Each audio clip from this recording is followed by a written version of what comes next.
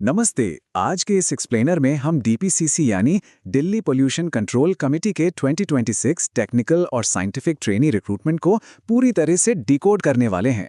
अगर हाल ही में stem field से ग्रेजुएशन हुई है तो यकीन मानिए ये एक ऐसा मौका है जिसे बिल्कुल मिस नहीं किया जा सकता। चलिए फटाफट आज का एजेंडा देख लेते हैं। हम बात करेंगे डीपीसीसी ट्रेनी अवसर की। योग्यता क्या चाहिए, चयन प्रक्रिया कैसे काम करेगी, कितनी रिक्तियां और स्टाइपेंड हैं, और अंत में इसके लिए सही तरीके से आवेदन कैसे करना है। तो शुरुआत करते हैं सेक्शन 1 से। डीपीसीसी ट्रेनी अवसर ये पब्लिक एनवायरमेंटल सेक्टर में कदम रखने का एक बेहतरीन गेटवे है।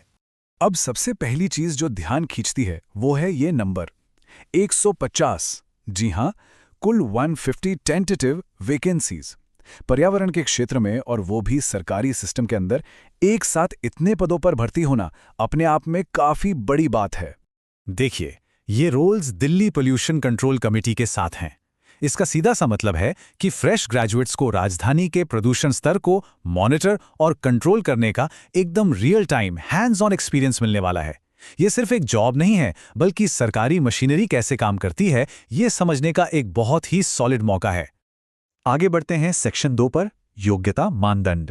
आइए डिटेल में समझते हैं कि टेक्निकल और साइंटिफिक पदों के लिए कौन अप्लाई कर सकता है। यहाँ करियर के दो बिल्कुल साफ रास्ते हैं। अगर टेक्निकल ट्रेनी बनना है तो फर्स्ट डिवीजन के साथ इंजीनियरिंग यानी बीई या बीटेक की डिग्री चाहिए, और अगर साइंटिफिक ट्रेनी की तरफ जाना है तो फर्स्ट डिवीजन में एमएससी होना जरूरी है। लेकिन यहाँ सबसे बड़ा कैच क्या है? दोनों ही मामलों में पासिंग ईयर 2023 या उसके ठीक बाद का होना चाहिए, यानी ये पूरी तरह से फ्रेशर्स के लिए है। टेक्निकल फील्ड वालों के लिए ऑप्शंस काफ़ी डाइवर्स हैं। सिविल, एनवायरमेंटल और केमिकल इंजीनियरिंग जैसी कोर फील्ड्स तो हैं ही, लेकिन साथ ही वाटर रिसोर्सेज और रिमोट सेंसिंग व जीआईएस जैसी स्पेशलाइज्ड ब्रांच के स्टूडेंट्स भी पूरी तरह से एलिजिबल हैं। अब जरा साइंटिफिक रोल्स की बात करें तो यहाँ फोकस पूरी तरह से लैब और रिसर्च वाले सब्जेक्ट्स पर शिफ्ट हो जाता है। बायोकेमिस्ट्री, माइक्रोबायोलॉजी से लेकर टॉक्सिकोलॉजी तक। अगर बैकग्राउंड इन कोर्स साइंस विषयों में से किसी का भी है तो ये रोल एकदम परफेक्ट फिट हो सकता है। चलिए आते हैं सेक्शन 3 पर, चयन प्रक्रिया। इस मेरिट आधारित सिस्टम को थोड़ा अनपैक करते हैं। सबसे दिलचस्प बात यह है कि यहां कोई अलग से रिटन एग्जाम नहीं होने वाला। ये एक 2 स्टेज मेरिट सिस्टम है। अगर 2023 से 2026 के बीच का वैलिड गेट या नेट स्कोर है तो एप्लीकेशन को पहली प्रेफरेंस मिलेगी। लेकिन मान लीजिए सीटें बच जाती हैं, तब क्या?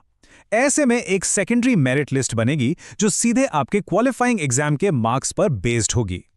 और एक और अच्छी खबर है, फाइनल रिजल्ट के बाद एक वेटलिस्ट पैनल भी तैयार किया जाएगा जो पूरे 1 साल तक वैलिड रहेगा।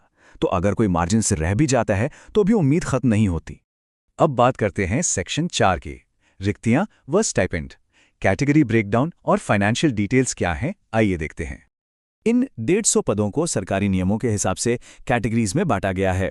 अनरिजर्व्ड के लिए 62 पद हैं, ओबीसी एनसीएल के लिए 40, और इसी तरह ये लिस्ट एसटी के 11 पदों तक जाती है। और हाँ, रिजर्वेशन के स्टैंडर्ड नियम और आयु सीमा में मिलने वाली छूट यहाँ पूरी तरह से लागू होगी। यहाँ एक बड़ा ही इंटरेस्टिंग डेटा पॉइंट है। टेक्निकल और साइंटिफिक ट्रेनीज का जो टेंटेटिव रेशियो है वो 10 और 1 का सेट किया गया है। सीधी सी बात है, इंजीनियर्स के लिए यहां रोल्स की भरमार है। अब आते हैं उस सवाल पर जो सबके मन में होता है, पैसे कितने मिलेंगे? देखिए, यह शुरुआत में 6 महीने का कॉन्ट्रैक्ट है जिसे परफॉर्मेंस देखकर 3 साल तक बढ़ाया जा सकता है। स्टाइपेंड पहले साल 25,000 रुपये महीने से शुरू होता है और तीसरे साल तक 28,000 रुपये तक पहुंच जाता है। करियर की शुरुआत के लिए यह एक बहुत ही सॉलिड बेस है। और अंत में सेक्शन 5, आवेदन कैसे करें। कुछ जरूरी तारीखें और एप्लीकेशन के स्टेप्स समझना बहुत क्रूशियल है। यहां समय बहुत तेजी से भाग रहा है। 17 मई 2026 को विज्ञापन आया है और आवेदन करने के लिए सिर्फ 21 दिन का विंडो है, यानी 7 जून 2026 तक हर हाल में एप्लीकेशन सबमिट करनी होगी। डेडलाइन मिस करने का तो सवाल ही नहीं उठता। प्रोसेस बिल्कुल सीधा है। सबसे पहले डीपीसीसी की ऑफिशियल वेबसाइट पर जाकर करियर सेक्शन खोजना है। वहां अपनी सारी डिटेल्स भरनी है और सबसे जरूरी स्टेप, अपने गेट या नेट स्कोर कार्ड, मार्कशीट्स और सर्टिफिकेट्स की स्कैन्ड कॉपीज एकदम साफ साफ अपलोड करनी है।